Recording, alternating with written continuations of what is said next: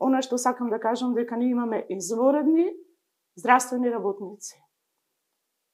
Како доктори, така медицински сестри со високо образование, со висше образование, се вкупниот здравствен кадар. Она што недостасува, тоа е добра организација, почитување на една хиерархија и вреднување спрема квалитетите во однос на образованието, искуството и вештините. Тоа нас ни недостасува.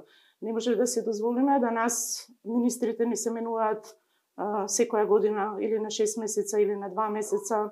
Не може да дозволиме да директорите кои што вообичаено треба да бидат најискусни доктори за да уживаат углед кај вработените и кај пациентите, меѓутоа исто така треба да бидат и добри менаџери, да ги менуваме како чорапи на секој 6 месеца. Така имавме случаи, еве ќе споменам, имавме случај на промена на директор на кардиохирургија, каде што ние благодарејќи на тој тим, создаден токму од тој професор, ние влеговме во историјата на трансплантација на срце, не само на Балканот, туку и во Европа. Еден огромен исчекор.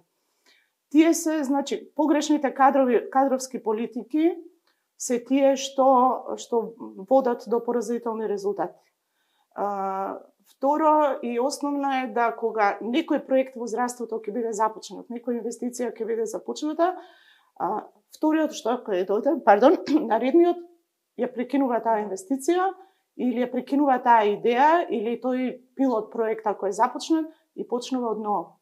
Тоа не се повторува во сите области на општеството и мислам дека не е недозволиво.